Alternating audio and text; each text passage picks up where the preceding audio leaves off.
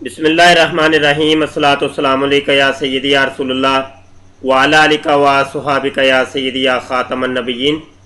محترم دوستو، what's app کے اوپر کچھ سوالات آئے ہیں، ان کے جوابات میں یہاں دینا چاہتا ہوں۔ یہ پہلا سوال یہ ایک قادیانی مرزئی کی جانب سے ہے، اس کو دیکھ لیں۔ کہتے ہیں جناب، جن علماء نے اسمبلی میں بیٹھ کر احمدیوں کو کافر قرار دیا وہ سب ایک دوسرے کو کافر قرار دے چکے ہوئے تھے، پھر آئینی ترمیم احمدیوں ہی کے خلاف کیوں کی گئی؟ یہ جھوٹ بولا ہے جی انہوں نے، بالکل جھوٹ ہے، سراسر جھوٹ ہے۔ مرزا غلام قادیانی یعنی مرزا سینئر کو اسمبلی نے یا پاکستان کے آئین نے کافر قرار نہیں دیا، بلکہ مرزا غلام قادیانی اسی وقت کافر ہو چکا تھا، اسی وقت مرتد اور زندیق ہو چکا تھا کہ جب مرزا سینئر نے اپنے دعویٰ جات کیے، اپنے آپ کو کہا کہ میں نبی ہوں، میں رسول ہوں، میرے اوپر وحی نازل ہوتی ہے، میں خدا ہوں، خدا کا بیٹا ہوں، خدا کی بیوی ہوں اور میں محمد ہوں، استغفر اللہ۔ تو اسی وقت مرزا قادیانی، مرزا سینئر کافر قرار پا چکا تھا۔ پاکستان کی اسمبلی، پاکستان کا آئین مرزا قادیانی کو کافر کہے یا نہ کہے کوئی فرق نہیں پڑتا، کوئی فرق، رتی برابر فرق نہیں پڑتا۔ بالفرض اگر پاکستان کا آئین 1974 کے اندر مرزائیوں کو زندیق نہ بھی کہتا تو کوئی فرق نہیں پڑتا تھا، کیونکہ ایک بندہ پہلے سے ہی جب زندیق ہے، وہ مرتد ہے، تو اس کو کسی کے ٹھپے کی ضرورت نہیں ہے، کسی کے جناب تصدیق کرنے کی ضرورت نہیں ہے۔ ٹھیک ہے جی، یہ جواب ہے جی ہماری طرف سے۔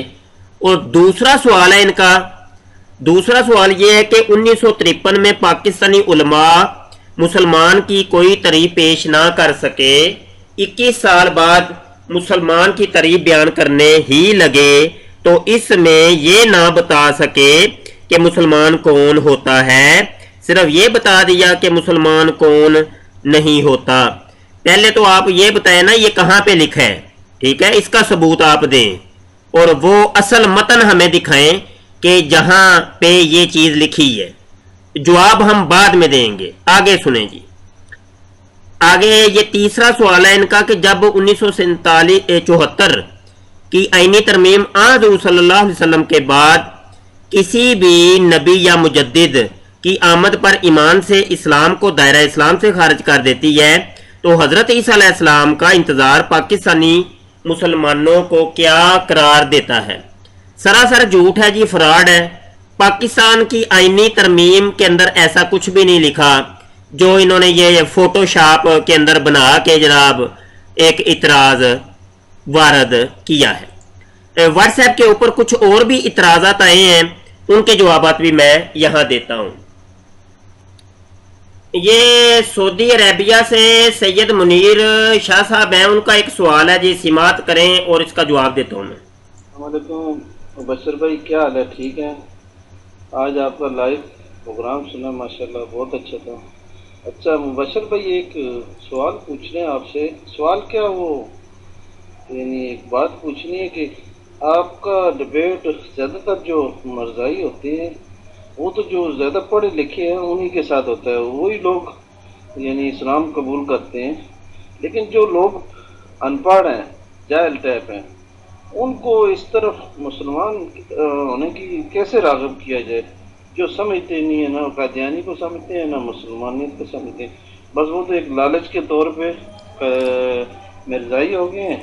اب ان کو دوبارہ اس طرف لانے کے لیے ان کو کیا بتایا جائے کہ کس طرح، تاکہ وہ سمجھیں یہ کام غلط ہم نے کیا ہے، کیونکہ ان کے اندر تو وہ شیطانیت تھی نا، کہ وہ شادی کے چکر میں لالچ کی وجہ سے وہ لوگ گئے ہیں۔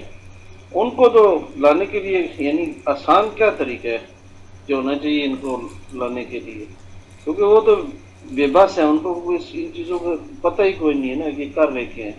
ان کو تو دنیاوی چیزوں سے مطلب تھا، انہوں نے حاصل کی، ابھی وہ نہ تعلیم ہے ان کے پاس کہ اس کو سمجھ سکیں، بس ان کو جس کام میں لگا رہے ہیں وہ لگے ہیں، ان کو نہیں پتہ یہ اچھا ہے یا برا ہے یا کچھ بھی ہے۔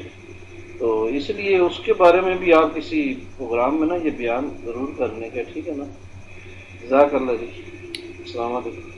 वालेकुम सलाम जी। शाह साहब, गुजारिश ये है कि कादियानी मरज़ई वो लोग के जो कि बाद में होते हैं और दिखावे के लिए नौकरी और छोकरी की लालच के अंदर आके वो अपने दीन और मज़हब से बेजार हो जाते हैं, मुर्तद हो जाते हैं, कादियानियत को कबूल कर लेते हैं।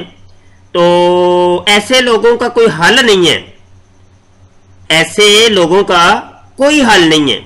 हमने भी हल बड़ा तलाश किया है, कोई हल नहीं है, क्योंकि पैसे की लालच और लड़की की लालच और वीज़े की लालच एक ऐसी चीज़ है कि ये एक इंसानी फितरत है कि इन चीज़ों की तरफ मरगूब होता है और रगबत इख्तियार करता है। तो उसको ये चीज़ें जहाँ पे नज़र आती हैं तो उसी तरफ वो लपक पड़ता है। तो बहरहाल हल तो इसका कोई नहीं है, सिर्फ हल इसका अगर कोई थोड़ा बहुत है तो वो ये है कि अपने बच्चों की आप तरबियत करें, उनको समझाएं। आप अपने बच्चों को जब जनाब आपने ऐसे स्कूल और कॉलेज के अंदर डाला हुआ है जहां पे मादियत की तालीम दी जाती है और वहां पर उनका टीचर कादियानी है या कोई उनका क्लास मेट कोई कादियानी मरज़ई है, मतलब ये कि ना ही उनको कोई ऐसा सब्जेक्ट पढ़ाया जाता है ख़त्म नबूवत के ऊपर, कोई ऐसी तहरीर नहीं उनको पढ़ाई जाती, कोई अकीदा नहीं पढ़ाया जाता, सिखाया नहीं जाता, तो हमारे बच्चे कहाँ से जाके सीखें। तो यही है कि हमारे बच्चों की तालीम और तरबियत के अंदर नक्स है, इस नक्स को दूर किया जाए। किसी तरीके से अपनी औलाद की जो तालीम और तरबियत है वो ऐसी कर दी जाए कि वो इस्लामी जो है ना वो आईना हो उनकी तालीम और तरबियत, और इस्लाम के सांचे के अंदर ढल जाएं। इस्लाम के जो जनाब मरकजी और मेजर मसाइल हैं वो कम अज कम हमारे बच्चों को आने चाहिए। अपनी औलाद की तरबियत करें, उलमा के पास करें, इन बच्चों को उलमा के करीब कर दें, ताकि ये उलमा के पास जब रहेंगे तो ये बहुत कुछ सीखेंगे। जब उलमा से ये बेजार हो जाएंगे, मौलवियों से बेजार हो जाएंगे, इन बाबों से बेजार हो जाएंगे, तो जनाब फिर पीछे कुछ भी नहीं बचता। तो इन बाबों के, इन उलमा के, इन असातिज़ा के, इन मौलवियों के करीब कर दें अपने बच्चों को। तो बहुत सी साजिशें हो रही हैं इन बुजुर्गान दीन से दूर करने की। तो उसकी असल वजह यह है कि कादियानियत के हवाले से एक फजा को साजगार बनाया जा रहा है और जहनी तौर पे ये जमीन हमवार की जा रही है कि ताकि हमारे बच्चों के जहनों के अंदर कादियानी अकायद व नजरियात जो है ना वो उलझ के रह जाएं। तो ये बड़ी साजिशें हो रही हैं। अल अमान वल हफीज।